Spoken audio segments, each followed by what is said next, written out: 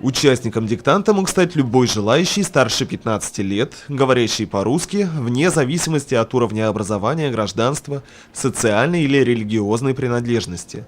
Все присутствующие получили одинаковые по сложности тестовые задания, состоящие из 30 вопросов, посвященных культуре, традициям и языкам народов нашей страны. В Юго-Восточном Башкортостане это единственная площадка, поэтому желающих участвовать в этой акции очень много.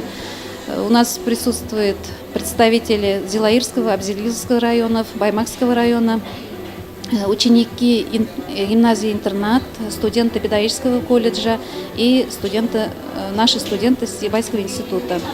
Конечно же, тема культуры и традиций народов России неисчерпаема и не может уместиться в 30 вопросах этнографического диктанта.